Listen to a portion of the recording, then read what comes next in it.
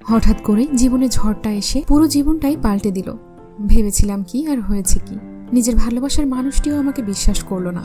ও হ্যাঁ, আপনাদের পরিচয় করিয়ে দিই, আমি নুসরাত, আর আমি যাকে ভালোবাসি তার নাম নীল।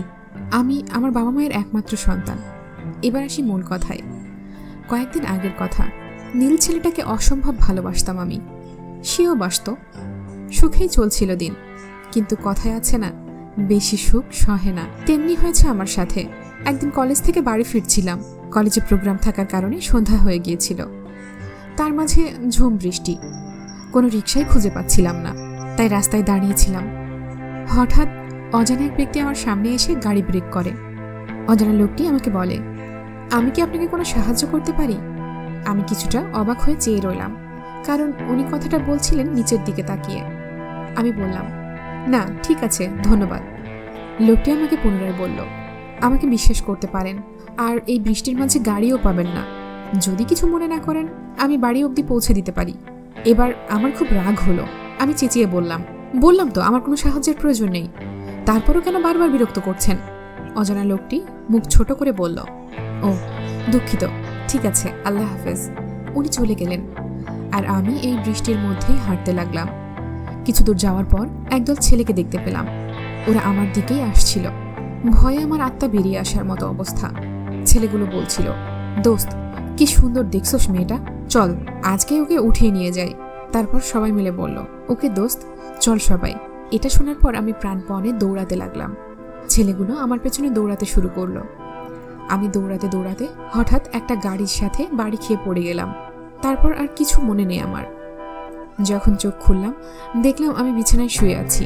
চারিদিকে চোখ বুলিয়ে যা বুঝতে পারলাম, এটা তো আমার ঘর না। তখনই মনে পড়ে গেল, আমাকে তো একদল ছেলেরা ধাওয়া করেছিল, তাহলে আমি এখানে কি করে? এসব ভাবতে ভাবতেই হঠাৎ চোখ গেল, আমার সামনে একজন বয়স্ক মহিলা সোফায় বসে ঝিমুচ্ছে। আর তখনই আমি দিলাম এক চিৎকার। আমার চিৎকারে মহিলাটি ধরফড়িয়ে উঠল, আর আমি ভয়ে শেষ। এই কোথায় আসলাম আমি, আর কি করে আসলাম? আমার চিৎকারে আরো কে যেন দৌড়ে আসলো। ভালো করে খেয়াল করে দেখলাম, আরে এ তো সেই অজানা লোকটি। আমি এখানে কি করে আসলাম? উনি মাথা নিচু করে সালাম দিলেন, আসসালামু আলাইকুম। কি হয়েছে আপনার? আমি ওই মহিলাকে উদ্দেশ্য করে বললাম, আমি এখানে কি করে আসলাম, আর ইনি বা কে? অজানা লোকটি বলল, ইনি আমার মা, আর আপনি দৌড়াতে দৌড়াতে আমার গাড়ির সামনে এসেই পড়েছিলেন, তাই আপনাকে আমার বাড়িতে নিয়ে আসলাম। মা, আপনি ওনাকে ফ্রেশ করে কিছু খাইয়ে দিন, উনি দুর্বল। মহিলাটি বলল, আচ্ছা বাবা, আমি খাইয়ে দেব। তোর কি কোনো কাজ আছে বাবা ইমন? ওই মহিলার কথা শুনে বুঝলাম অচেনা লোকটির নাম ইমন। একটা জিনিস ভেবে পাই না, উনি একটিবারের জন্য আমার দিকে তাকালেন না, সব সময় মাথা নিচু করে কথা বললেন। মনে মনে বললাম, ওনার কি কোনো সমস্যা আছে নাকি? তখনই উনি বললেন, হ্যাঁ মা, কিছু কাজ ছিল অফিসে, তাই যেতে হবে। চিন্তা করো না, আমি তাড়াতাড়ি বাড়ি ফিরব। তখনই আমি বললাম, প্লিজ আমাকে আমার বাসায় দিয়ে আসুন, আমি সুস্থ আছি। ইমনের মা বললেন, না মা, তোমার এখন বিশ্রাম প্রয়োজন, তুমি একটু বিশ্রাম নাও, কাল সকালে ইমন তোমাকে দিয়ে আসবে মা। ইমনও বলল, হ্যাঁ আপনি বরং বিশ্রাম নিন, আর কালকে আপনাকে বাড়ি দিয়ে আসবো। আমার আর কি বলার, আমি বললাম, জি ঠিক আছে, আল্লাহ হাফেজ বলে উনি বেরিয়ে গেলেন। ইমনের মা বলল, আচ্ছা মা, তুমি বিশ্রাম নাও, আমি তোমার জন্য খাবার নিয়ে আসছি। আমি বললাম, না আন্টি, কষ্ট করবেন কেন, আমার খিদে নেই, প্লিজ। এমনিতে অনেক সাহায্য করেছেন, আর না। উনি বললেন, না মা, এটা কেমন কথা, তুমি অসুস্থ, খাবার খেয়ে ওষুধটা খেতে হবে, আমি নিয়ে আসছি। এই বলে মহিলাটি বেরিয়ে গেলেন। আমি ঘুরে ঘুরে পুরো ঘরটা দেখছি, অনেক সুন্দর করে সাজানো গোছানো, খুবই সাধারণ। রুমে একটা বেড, একটা টেবিল, সোফা, আর এ তো দেখি বইয়ের দোকান। এতগুলো বই, বইগুলো ভালোভাবে লক্ষ্য করলাম, সবগুলো ইসলামিক বই। আমি তো অবাক হচ্ছি, এখনকার যুগে কেউ কি এরকম ইসলামিক বই পড়ে? ইমন সাহেবের কথা বলার ভঙ্গিও অনেক নম্র ও শান্ত। এতক্ষণে বুঝতে পারলাম ওনারা হয়তো খুব ধার্মিক। কি মা, তুমি উঠে গেলে কেন? হঠাৎ চমকে উঠলাম কারোর কণ্ঠ শুনে। পিছনে ফিরে দেখি আন্টি দাঁড়িয়ে আছে, ওনার সাথে ছোট্ট একটা ছেলে বাবুও দাঁড়িয়ে আছে। বাবুটা দেখতে খুব মিষ্টি। ইমনের মা বলল, তুমি কেন উঠলে মা, অসুস্থ শরীর নিয়ে? আমি বললাম, সমস্যা নেই আন্টি, ঠিক আছে আমি। তিনি বললেন, নাও এই খাবারটা খেয়ে নাও, খেয়ে ওষুধটাও খেয়ে নিও, কেমন? জি বলেই খেতে শুরু করলাম, কিন্তু হাতে প্রচণ্ড ব্যথার কারণে খেতে পারছিলাম না। মনে হয় ব্যথাটা খুব বেশি পেয়েছি। মনে মনে কথাগুলো বলছিলাম। তখনই ইমনের মা বলে উঠল, আচ্ছা বুঝেছি, দাও আমার কাছে দাও, আমি খাইয়ে দিচ্ছি। এই কথা বলে আন্টিটা আমাকে খাইয়ে দিতে লাগলেন। আমি তো অবাক হয়ে চেয়ে আছি। হঠাৎ আমার চোখটা ছলো ছলো করে উঠল। আন্টি বলে উঠলেন, কি রে, রান্না ভালো হয়নি, কাঁদছিস কেন? আচ্ছা আমি আবার রান্না করে নিয়ে আসছি। তার কথা শুনে আমি ওনার দিকে অবাক হয়ে চেয়ে আছি, কারণ এরকম আদর করে আমার মাও আমাকে খাইয়ে দেয়নি, তাই কান্না চলে আসলো। আমি বললাম, আরে আন্টি কি বলছেন? হঠাৎ করে এত আদর পেয়ে সুখে কান্না চলে আসলো। আর অচেনা অজানা মানুষটাকে কেউ এত আদর করে? আমি আপনাদের দেখে সত্যিই অবাক হচ্ছি আন্টি, আপনারা অনেক ভালো। তিনি বললেন, আরে মা কি যে বলো না, মেহমানদের সাথে ভালো ব্যবহার করা আমাদের নবী মুহাম্মদ সাল্লাল্লাহু আলাইহি সাল্লামের সুন্নাহ। তিনি বলে গেছেন, এতে আল্লাহ খুশি হন। নাও খেয়ে নাও তো। আন্টি আমাকে খাইয়ে দিয়ে ওষুধটা খাইয়ে দিলেন। আর পিচ্চিটা এতক্ষণ শুধু তাকিয়েই ছিল। এখন সে আন্টিকে বলল, দাদু উনি কে আর আমাদের বাসায় কি করে? আন্টি বললেন, উনি তোমার এক আন্টি দাদু ভাই, ওনাকে সালাম দিলে না যে? বাচ্চাটা বলল, ও আমি ভুলে গেছি, আন্টি আসসালামু আলাইকুম। ওয়ালাইকুম আসসালাম বলে মুচকি হেসে জবাব দিলাম। এই ঘরের প্রত্যেকটা মানুষ এত সুন্দর করে কথা বলে, সবাই এত ভদ্র। পিচ্চিটাও কত সুন্দর করে কথা বলে। আমি ওদের যত দেখছি ততই অবাক হচ্ছি। আচ্ছা মা, তুমি এখন শুয়ে পড়ো। আমি জিজ্ঞেস করলাম, আন্টি পিচ্চিটা কি ইমন সাহেবের ছেলে? উনি জবাব দিলেন, আরে না, ওর বড় ভাইয়ের ছেলে। আমি বললাম, ও আচ্ছা, দাদু ভাই চলে এসো, আন্টি এখন ঘুমাবে। এটা বলেই আন্টি বাচ্চাটাকে নিয়ে যেতে চাইল, কিন্তু বাচ্চাটা বলল, না আমি আন্টির কাছে থাকবো, আন্টির কাছে থাকতে চাই বলেই পিচ্চিটা আমার কোলে চড়ে বসলো। আমি বললাম, থাক না আন্টি, আমার কোনো সমস্যা হবে না। আসসালামু আলাইকুম সালাম করে রুমে প্রবেশ করলো কেউ। কণ্ঠটা শুনে আবারও চমকে উঠলাম। তিনি বলতে লাগলেন, আরে কি বলেন আপনি, ও অনেক দুষ্টু, বিরক্ত করবে আপনাকে, ঘুমাতে দিবে না। বাবু চলে এসো বাবা। দেখলাম একজন মেয়ে দাঁড়িয়ে আছে, খুব সুন্দর, চেহারাটা এত মায়াবী, বুঝতে পারলাম উনি বাবুর আম্মু। আমি বললাম, না না ঠিক আছে, সমস্যা নেই, থাকুক আমার কাছে। বাবুটা বলে উঠল, না আমি আন্টির কাছে থাকবো। আন্টি বললেন, ও তোমাকে পরিচয় করিয়ে দিই, এ হচ্ছে ইমনের ভাবি। জি আসসালামু আলাইকুম। আমি তাকে সালাম দিলাম। ওয়ালাইকুম আসসালাম। বোন তোমাকে ও বিরক্ত করবে, তুমি অসুস্থ, তোমার বিশ্রাম দরকার, আমি ওকে বুঝিয়ে নিয়ে যাচ্ছি, তুমি ঘুমিয়ে পড়ো। এই বলেই উনি বাবুকে নিতে চাইলেন। বাবুটা কান্না শুরু করে দিল। তখন আমি বললাম, জি না ঠিক আছে, ও আমার কাছে থাকুক, আমার সমস্যা হবে না। আর কোনো উপায় না দেখে ভাবি আর আন্টি বললেন, আচ্ছা ঠিক আছে, বিরক্ত করলে আমাদের ডাক দিও, আল্লাহ হাফেজ। এই বলে ওনারা বেরিয়ে গেলেন। আর আমি বাবুটার সাথে কিছুক্ষণ খেলা করলাম। পিচ্চিদের আমার অনেক ভালো লাগে, আর বাবুটা তো অনেক কিউট, তাই যেতে দিলাম না। কিছুক্ষণ পর ও আমার কোলে চড়েই ঘুমিয়ে গেল। হঠাৎ আমার মনে পড়ল, আরে নীলকে তো আমি ফোনই করিনি। হায় আল্লাহ, না জানি কি টেনশনটাই না করছে বোধ হয়। ইস, আমি যে কি করে ওর কথা ভুলে গেলাম। এই বলেই মোবাইলটা খুঁজতে লাগলাম। দেখলাম টেবিলের উপর মোবাইলটা রাখা। মোবাইলটা হাতে নিয়ে নীলকে কল করলাম। রিং হচ্ছে, কিন্তু নীল ফোন ধরছে না। আরেকবার ট্রাই করি। হায় আল্লাহ, এ কি, এখন ফোন অফ করে দিয়েছে? নিশ্চয়ই অনেক রেগে গেছে। আচ্ছা, রাগ দেখানো হচ্ছে তাই না? কালকেই দেখা করছি তোমার সাথে, দেখবো তুমি রাগ করে কতক্ষণ থাকতে পারো। এই বলেই বাবুটাকে কোল থেকে নামিয়ে বিছানায় শুইয়ে দিই। নিজেও শুয়ে পড়লাম। নীলের সাথে কালকে গিয়ে দেখা করব, কিন্তু কে জানতো কালকেই নুসরাতের জীবনে এত বড় ঝড় আসতে চলেছে। ঘুম ভাঙলো কারো মিষ্টি সুরে কোরআন তেলাওয়াতে। ঘড়িতে চেয়ে দেখি 5টা বাজে। বিরক্ত নিয়ে বললাম, এত সকাল সকাল কি কেউ ওঠে? আর আমারই বা কেন এত সকালে ঘুম ভাঙলো বুঝতেছি না।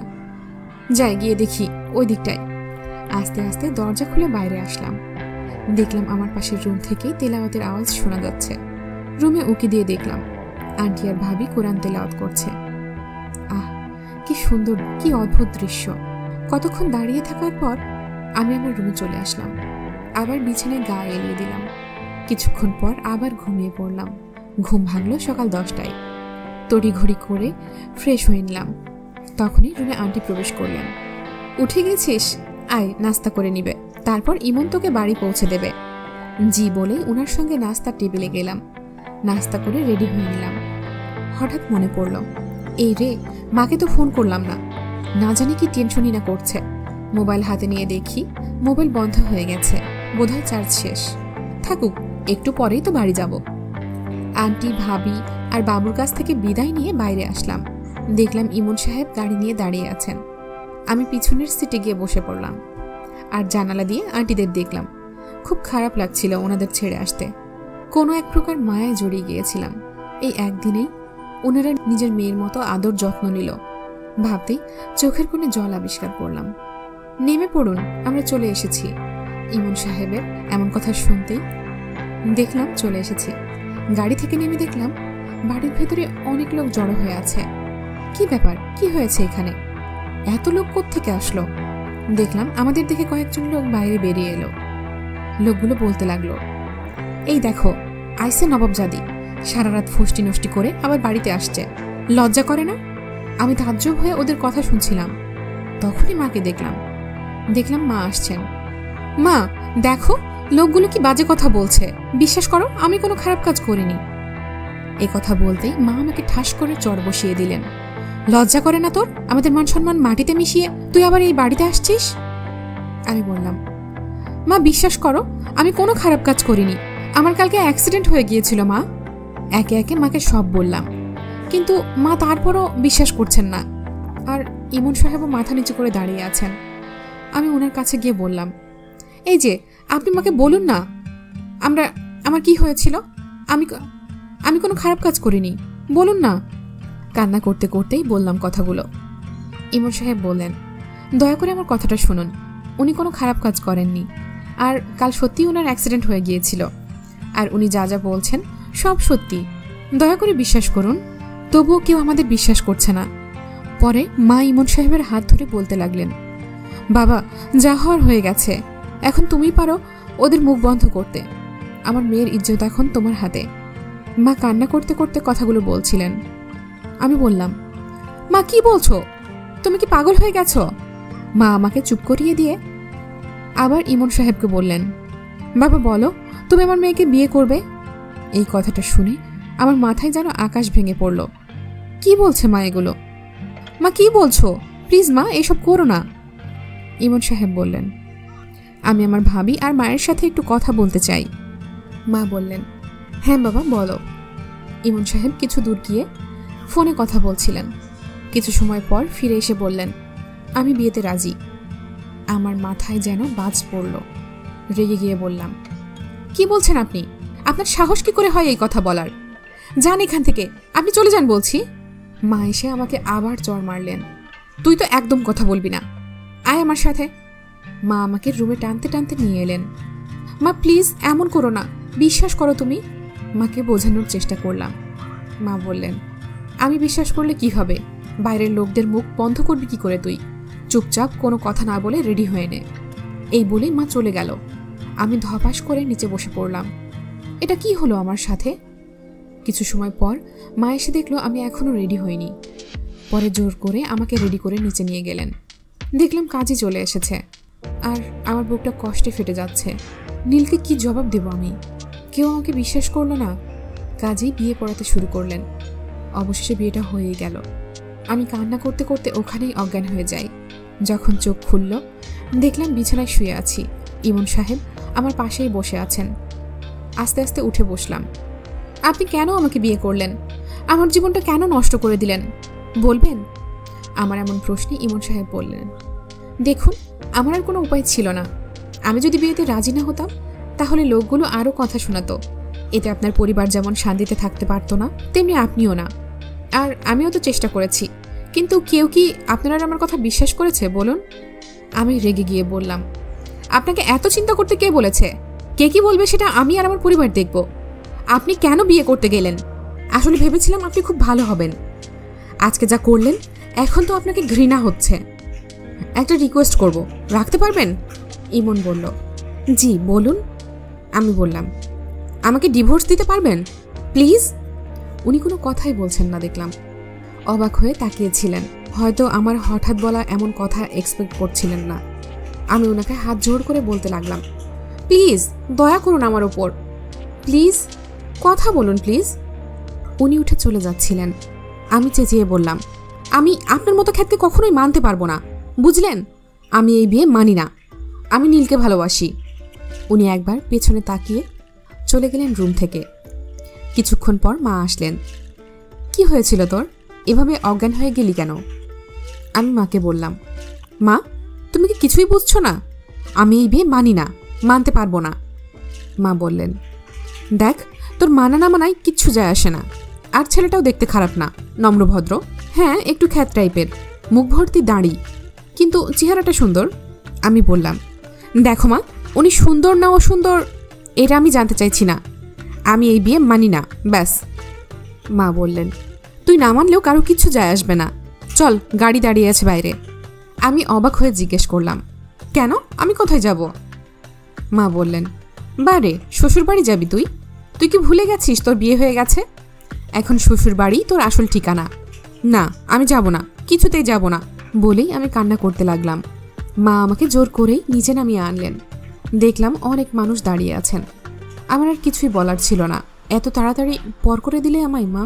উনি শুধু তাকিয়েছিলেন, ওনার চোখে জল ছলছল করছিল। পেছনে ঘুরে চোখের জল মুছে আমাকে গাড়িতে তুলে দিলেন। দেখলাম ভাইয়াটা দূর থেকেই দাঁড়িয়ে সব দেখছে, কাছে আসছে না। হয়তো সেও আমাকে সবার মতো খারাপ ভাবছে, ভাবুক। গাড়ি চলছে আপন গতিতে, পাশেই ইমন বসে আছে। ভালো লাগছে না কিছুই।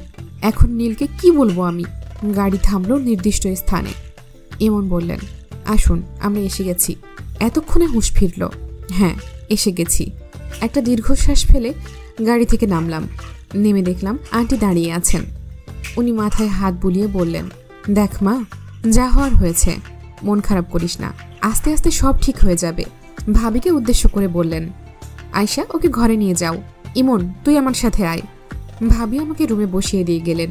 আমার তো সবকিছু অসহ্য লাগছিল। নীলকে ফোন দেওয়াও জরুরি, না জানি কি ভাবছে। 2 দিন ধরে কোনো কল করলো না কেন? মোবাইলও মা নিয়ে নিল। ইমন গেল তার মায়ের সাথে কথা বলতে। হ্যাঁ মা বলো। বাবা কি থেকে কি হলো একটুখানি বলবি? ইমন তার মাকে সবকিছু খুলে বলল। ইমনের মা ইমনকে বলল, আচ্ছা মেয়েটার মানতে হয়তো অনেক কষ্ট হচ্ছে, সবকিছু হঠাৎ হয়ে গেছে তো, তুই কোনো প্রেশার দিস না ওকে। ইমন তার মাকে বলল, না মা আমি ওনাকে কেন কষ্ট দেব, দোয়া করো শুধু মা। মা বললেন, দোয়া তো সবসময় আছে তোদের ওপর। আচ্ছা মেয়েটা একা একা বসে আছে হয়তো। আচ্ছা মা বলে ইমন চলে আসলো নিজের রুমে। রুমে গিয়ে দেখে খাটের উপর হেলান দিয়ে চোখ বন্ধ করে বসে আছে নুসরাত। সালাম দিয়ে রুমে ঢুকলো ইমন। আসসালামু আলাইকুম। একবার তাকিয়েই মুখ ফিরিয়ে নিলাম। অসহ্য লাগছে ওনাকে। উনি দরজা বন্ধ করে সোফায় বসলেন। আমাকে বললেন, আপনি ফ্রেশ হয়ে ঘুমিয়ে পড়ুন, অনেক ধকল গেছে আজকে। আমি রেগে বললাম, আপনাকে আমার চিন্তা না করলেও চলবে। বলেই ওয়াশরুমে চলে আসলাম। ফ্রেশ হয়ে বেরিয়ে দেখি উনি সোফায় বসে আছেন। আমি বললাম, আমাকে আপনার মোবাইলটা একটু দিবেন, আসলে আমার ফোনটা বাসায় রেখে এসেছি। ইমন বললেন, হ্যাঁ নিন, আমি ফ্রেশ হয়ে আসছি। বলেই ফোনটা হাতে দিয়ে চলে গেলেন। নীলের নাম্বার ডায়াল করলাম। ফোন ধরলো নীল। বলল, হ্যালো কে বলছেন? আমি বললাম, আমি নুসরাত। কেমন আছো? আরে তোর সাহস হলো কি করে আমাকে কল দেওয়ার, নষ্টা মেয়ে কোথাকার?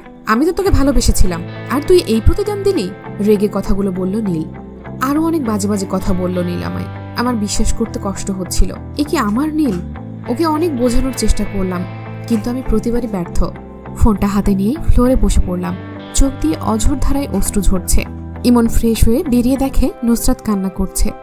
দৌড়ে নুসরাতের কাছে গিয়ে বলল, কি হলো আপনার, আপনি ঠিক আছেন তো? বলেই উনি হাত ধরলেন। আমি ধাক্কা দিয়ে ওনাকে সরিয়ে দিলাম। খবরদার, আপনি আর একবার আমার স্পর্শ করেছেন তো খুব খারাপ হয়ে যাবে।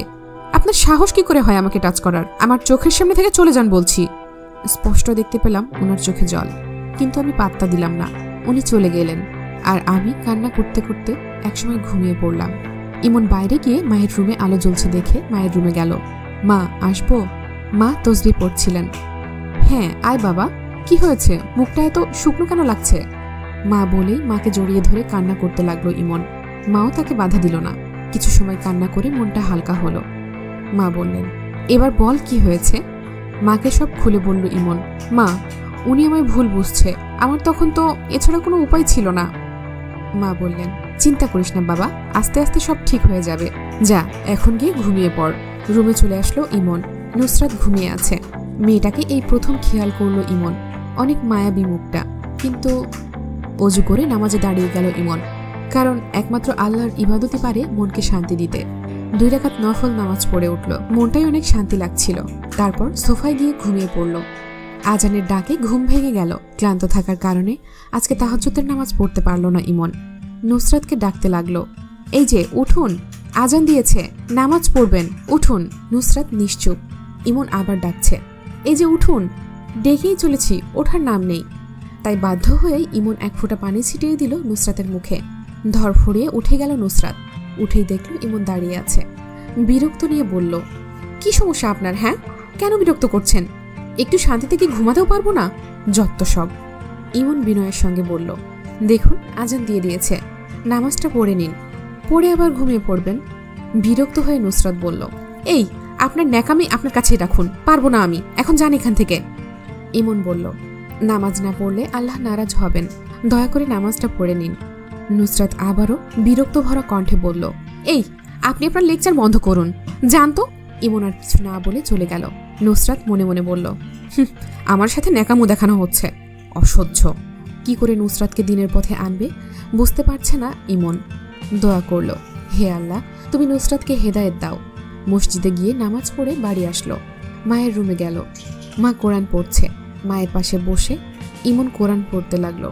পড়া শেষে মা বলল, কিরে বাবা, নুসরাত উঠেছে? ইমন বলল, না মা, ও ঘুমাচ্ছে, আমি ডেকেছিলাম। মা বলল, ও আচ্ছা। মা হয়তো বুঝতে পারছে, তাই আর কিছু বলল না। এভাবেই চলছিল দিনগুলো। প্রতিদিন নুসরাতকে ডাকতো ইমন নামাজ পড়ার জন্য।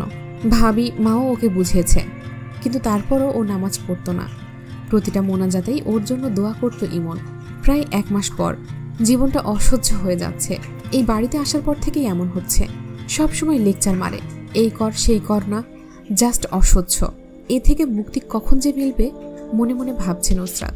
এমন সময় ইমন আসে। আসসালামু আলাইকুম, আসতে পারি? উফ, ন্যাকামি, আপনাকে আসতে কি বারণ করেছি নাকি? প্রতিদিন এই সালাম দিয়ে রুমে ঢুকা, এসব ন্যাকামি আমার সামনে করবেন না প্লিজ। বিরক্ত হয়ে বলল নুসরাত। ইমন বলল, সালাম দিলে সালামের উত্তর দেন না কেন? সালামের উত্তর দেওয়া অনেক সওয়াবের কাজ, এটা কি আপনি জানেন? আমাদের নবীজি বলেছেন, কারোর সাথে দেখা হলে প্রথমে তাকে সালাম দিও, এমনকি নিজের ঘরেও। অনেক কথাই বলল ইমন, কিন্তু নুসরাতের কোনো রেসপন্সই নেই। ও ওর মতো মোবাইল হাতে নিয়ে গেমস খেলে যাচ্ছে। তারপর ইমনকে উদ্দেশ্য করে বলল, আপনার লেকচার শেষ হলে আপনি আসতে পারেন। আমার কথাগুলো কি আপনার কাছে শুধু লেকচারই মনে হয়? আল্লাহ আপনাকে উত্তম হেদায়েত দিক। বলেই ইমন চলে গেল। আপন মনে কানে ইয়ারফোন লাগিয়ে গান শুনতে লাগলো নুসরাত।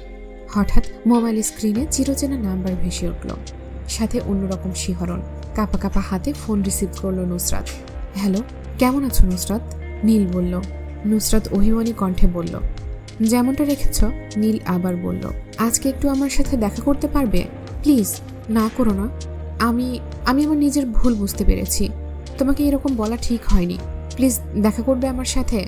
নুসরাত ওর আদর মাখা কণ্ঠ শুনে আর না করতে পারল না। বলল, হ্যাঁ পারবো। কোথায় দেখা করতে হবে? নীল ঠিকানা দিল। বিকেলের দিকে বের হতে বলল। বিকেলবেলা রেডি হয়ে নিল নুসরাত। একটা নীল শাড়ি, চোখে গাঢ় কাজল, আর চুলটা ছেড়ে দিয়ে সে বাইরে যাবে। অমনি ইমন সাহেব এসে হাজির। আসসালামু আলাইকুম, আপনি কি কোথাও যাচ্ছেন? নুসরাত বলল, দেখতেই পাচ্ছেন, তখন জিজ্ঞেস করছেন কেন? ইমন বলল, দেখুন, কোথায় যাবেন আমাকে বলুন, আমি নিয়ে যাব। এইভাবে একা যাওয়া ঠিক হবে না। আর শাড়ি কেন পরেছেন? শাড়ি যখন পরেছেন বোরখাটাও পরে নিন। আর এইভাবে সেজেগুজে বাইরে গেলে গায়ের মাহরাম আপনাকে দেখবে, এতে গুনাহ হবে আপনার। পর্দা করে নিন, আমি গাড়ি বের করছি। নুসরাত বিরক্ত নিয়ে বলল, শেষ হয়েছে আপনার লেকচার? চুপচাপ আপনার কথা শুনেছি এতক্ষণ, এবার আমার কথাগুলো চুপচাপ শুনুন। প্রথমত, আমি এই বিয়ে মানি না, আর আপনাকে আমার বিষয়ে অধিকার খাটানো এটারও অনুমতি আপনাকে দেইনি। আপনি চাইলে আমাকে ডিভোর্স দিতে পারেন, আর আমি আপনার কথা শুনতে বাধ্য নই। আমি কোনো বাচ্চা না যে একা একা যেতে পারবো না, অসহ্য। বলেই পাশ কাটিয়ে চলে গেল নুসরাত। নিচে গিয়ে দেখলো ভাবি আর আন্টি বসে গল্প করছে। এখানে আসার পর থেকেই নুসরাত খেয়াল করছিল ভাবি ঘরেও পর্দা করে। এই জিনিসটা নুসরাত কিছুতেই বুঝে উঠতে পারছিল না। যাকি সব কথা, ওনাদের সাথে প্রয়োজন ছাড়া কথাও বলে না নুসরাত। আর বাবুটার সাথে মাঝে মাঝে খেলা করে। গালে আদর করে আন্টির কাছে গেল সে। ইমনের মা বলল, কোথায় যাচ্ছিস মা, আর এইভাবে কেন বের হচ্ছিস? নুসরাত বলল, একটা ফ্রেন্ডের সাথে দেখা করতে যাচ্ছি। বলেই কাউকে কিছু বলার সুযোগ না দিয়ে চলে গেল, কারণ সে তো জানেই ওনারা লেকচার শুরু করে দেবে। তার কাছে তাদের বলা ইসলামিক কথাগুলো লেকচার মনে হয়। পার্কে গেল নুসরাত। এখানেই নীল আসার কথা বলেছিল। দূর থেকে দেখতে পেলাম নীল বসে আছে। পেছন থেকে গিয়ে কাঁধে হাত রাখলাম। ও পিছনে ফিরে তাকালো। আমি স্তব্ধ হয়ে গেলাম। অনেকদিন পর সে চেনা মুখ। আমি আর চোখের পানি আটকাতে পারলাম না। নীল বলল, এই পাগলি, কাঁদছো কেন? আমি সরি তো, আমি বুঝতে পারিনি তুমি কিরকম পরিস্থিতিতে পড়ে বিয়েটা করেছো। আর এমন হবে না, মাফ করে দাও প্লিজ। এই যে কান ধরছি। আমি বললাম, ছি, কি করছো? সবাই দেখছে তো। আরে পাগল, আমি তো সেই কবেই তোমাকে মাফ করে দিয়েছি। আমি জানতাম একদিন তোমার ভুল ভাঙবে। নীল বলল, আচ্ছা বসো, বলেই ওর পাশে আমাকে বসালো। আমার খুব ভালো লাগছিল, এক অন্যরকম অনুভূতি।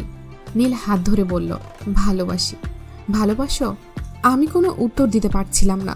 মনে হচ্ছিল কোনো এক অদৃশ্য শক্তি আমাকে উত্তর দিতে বাধা দিচ্ছে। শুধু একটু মুচকি হাসলাম। জানি না কেন এরকম হলো।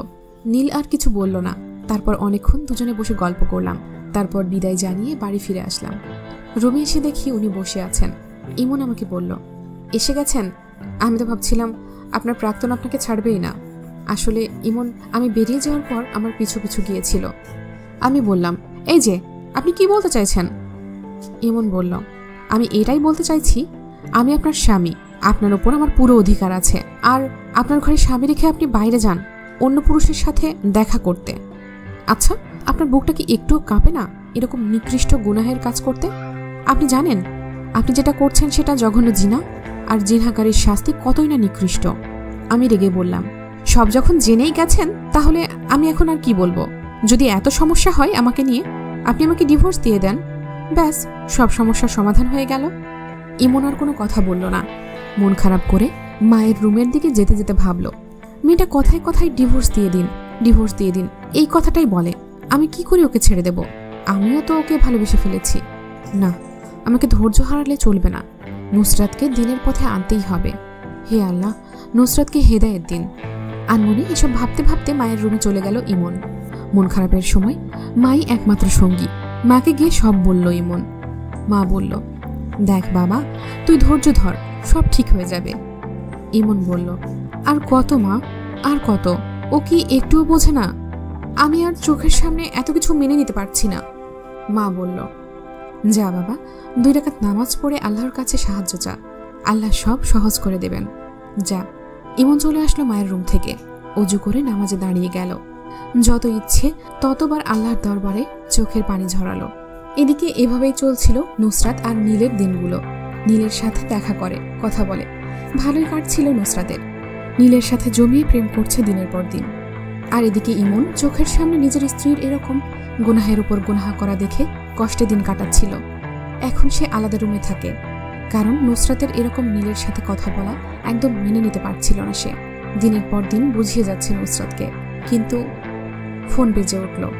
নুসরাত বলল, হ্যালো নীল, বলো। নীল বলল, আমি একটু ব্যবসার কাজে ময়মনসিংহ যাচ্ছি, 2 দিন তোমাকে কল দিতে পারবো না, কারণ ক্লায়েন্টের সাথে খুব ব্যস্ত থাকবো।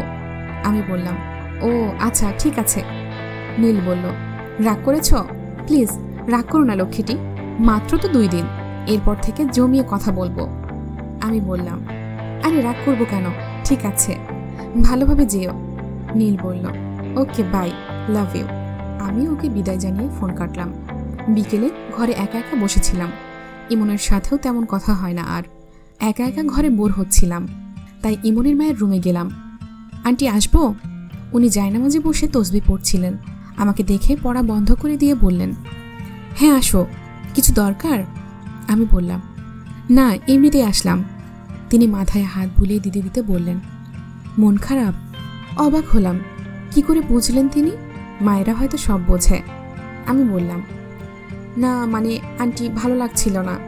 আন্টি একটা বই দিলেন, সম্ভবত ইসলামিক বই, দিয়ে বললেন, এইটা নাও। হাতে নিলাম। আন্টি বললেন, পড়ে দেখো। জি বলে নিজের রুমে চলে আসলাম। বিছানায় গিয়ে বই পড়া শুরু করলাম। বইটা পড়তে এতই ভালো লাগছিল যে বোঝানোর মতো না। পুরো বইটা একটা মেয়ের কষ্টের কাহিনী, তাও পুরোটা পর্দা নিয়ে। মেয়েটা পর্দা করার জন্য এত কষ্ট সহ্য করলো। আমার তো চোখে পানি চলে আসলো। আর আমি তো মনে মনে প্রতিজ্ঞা করলাম, আজ থেকে আমিও পর্দা করব। 2 দিন পর নীল আবার ফোন করে বলল তার সাথে দেখা করতে। আজ আর সাজিনি, বোরখা পরেই বেরিয়ে পড়লাম। ইমন, আন্টি, ভাবি অদ্ভুত চোখে আমার দিকে তাকিয়েছিল। বেশ ভালোই লাগছিল। পার্কে পৌঁছে নীলকে দেখতে পেলাম। সম্ভবত নীল আমাকে চিনতে পারেনি। আমি পেছনে গিয়ে আস্তে করে দাঁড়িয়ে পড়লাম চমকে দেব বলে। হঠাৎ নীলের ফোন বেজে উঠল। নীল ফোন ধরে বলল, হ্যাঁ জান বলো। না জান, আমি ভুলিনি তোমাকে, তুমি আমার জান পাখি, তোমাকে কি করে ভুলি? সেই দিন কি আর ভোলা যায়? হ্যাঁ জান, আমার মনে আছে ময়মনসিংহে কি হয়েছিল। তুমি চিন্তা করছো কেন? আমি তোমাকেই বিয়ে করব। হ্যাঁ জান, এখন রাখি, বাই, লাভ ইউ। আমি দাঁড়িয়ে এতক্ষণ ওদের কথা শুনে স্তব্ধ হয়ে গিয়েছিলাম। এ কি শুনলাম আমি? কষ্টে বুকটা ফেটে যাচ্ছে, চিৎকার দিয়ে কাঁদতে ইচ্ছে করছে। কেন নীল, কেন? নীল পেছনে চেয়ে আমাকে দেখে বেশ অবাক হলো। আমি বললাম, কি ভয় পেলে? আসলেই এই প্রতিদান দিলে আমার ভালোবাসার? আমি তোমার জন্য আমার স্বামী সংসার ফেলে সবার চোখে খারাপ হয়েও তোমার সাথে দেখা করতে আসলাম, কারণ তোমাকে প্রচণ্ড ভালোবাসি। নীল নিশ্চুপ। রেগে বললাম, কি হলো, উত্তর দাও। কেন এমন করলে নীল? কেন? কি দোষ করেছি আমি? আমাকে কেন ধোঁকা দিলে? নীল অট্ট হাসিতে ফেটে পড়ল। আমি অবাক হয়ে চেয়ে রইলাম। নীল বলল, তুই ভাবলি কি করে তোকে আমি ভালোবাসবো? তোর মতো নষ্ট মেয়ে তো আমার বেডে যাওয়ারই যোগ্য না। যে মেয়ে স্বামীকে ছেড়ে অন্য একটা পুরুষের সাথে দিনের পর দিন চুটিয়ে প্রেম করতে পারে, সে কি করে ভালো হতে পারে? আমি তো জাস্ট তোকে ইউজ করছিলাম। প্রয়োজন ফুরিয়ে গেলে আমি নিজেই তোকে ছুঁড়ে ফেলে দিতাম। আমি অবাক হই, তোর স্বামী সব জেনেও তোকে ছেড়ে দেয় না কেন? তোর স্বামীও কি তোর মতো নাকি রে? আমি ঠাস করে নীলকে চড় বসিয়ে দিলাম। বললাম, খবরদার, আর একটা বাজে কথাও ওনার বিষয়ে বলেছিস তো? আমাকে বলেছিস বল, আমি এটারই যোগ্য, কিন্তু আমার স্বামীকে নিয়ে একটাও বাজে কথা বলবি না, আমি তোকে খুন করে ফেলবো। নীল তাচ্ছিল্যের গলায় বলল, এখন তো দেখছি দরদ উতলিয়ে পড়ছে, এতদিন এই দরদ কোথায় ছিল রে? আমি ওকে বললাম, ওই আর একটা কথাও বলবি না, আসলে তোকে আমি বিশ্বাস করেই ভুল করেছি। আমার আগে থেকেই তোকে সন্দেহ ছিল। এই 2 মাসে তোর অনেক পরিবর্তন পেয়েছি আমি, কিন্তু তোর মতো রাস্তার কুকুরের প্রেমে অন্ধ ছিলাম, তাই আমি বুঝতে পারিনি ওনার মতো একটা ভালো মনের মানুষকে কষ্ট দেওয়ার শাস্তিই হয়তো আল্লাহ আমাকে দিচ্ছে। তাতে আমি অখুশি নই, আমি খুশি আছি। নেক্সট টাইমে তোর মুখও যেন আমায় দেখতে না হয়। কথাগুলো বলেই ওখান থেকে কাঁদতে কাঁদতে চলে আসলাম। রুমে বসে কান্না করছিলাম, এমন সময় উনি আসলেন। আসসালামু আলাইকুম, আসতে পারি? আমি তাড়াতাড়ি কান্না মুছে ফেললাম। ওয়ালাইকুম আসসালাম। জি আসুন। উনি আমার কথা শুনে বেশ অবাকই হলেন, কারণ এর আগে কোনো দিনই ওনার সালামের উত্তর দেইনি আমি। উনি আমাকে বলল, জি আপনাকে কিছু বলার ছিল। আমি বললাম, জি বলুন। তিনি বললেন, আপনি চাইছিলেন আমাকে ডিভোর্স দিতে। আমি উকিলের সাথে কথা বলে এসেছি, বলছে 6 মাস পর ডিভোর্স লেটার পেয়ে যাব। ওনার কথা শুনে বুকের ভেতরে মোচড় দিয়ে উঠল। জানি না কেন এত কষ্ট হচ্ছে। ইমন আবার বলল, আপনি কোনো চিন্তা করবেন না, আমি জানি আপনি আমায় সহ্য করতে পারেন না। 6 মাসে একটু কষ্ট করে নিন, এরপর আর সহ্য করতে হবে না আমাকে। বলেই উনি চলে গেলেন। কিছুক্ষণ পর আন্টি এলেন খেতে যাওয়ার কথা বললেন। আমি বললাম, জি মা, আপনি যান, আমি আসছি। মা ডাক শুনে উনি আমার কাছে এগিয়ে এসে বুকে জড়িয়ে কপালে চুমু দিলেন। আমি জানি উনি এটা শুনে খুবই খুশি হয়েছেন। তিনি বললেন, কি বললি, আবার বল। আমি মা বললাম। এবার উনি কেঁদেই দিলেন আর বললেন, আমার কোনো মেয়ে নেই, আজ থেকে তুই আমার মেয়ে। বলেই কপালে আর একটা চুমু দিলেন, আর আমি কান্না করে দিলাম। তারপর উনি চলে গেলেন। আমি ফ্রেশ হয়ে নিলাম আর মনে মনে প্রতিজ্ঞা করলাম, হ্যাঁ, এই বাড়িতে আর যতদিন আছি ওদের আর কষ্ট দেব না। সিঁড়ি দিয়ে নিচে নামতে গেলে হঠাৎ মাথাটা ঘুরে আসলো। চোখে ঝাপসা দেখতে লাগলাম সব কিছু। তাল সামলাতে না পেরে সিঁড়ি থেকে পড়ে গেলাম। তারপর আর কিছুই মনে নেই।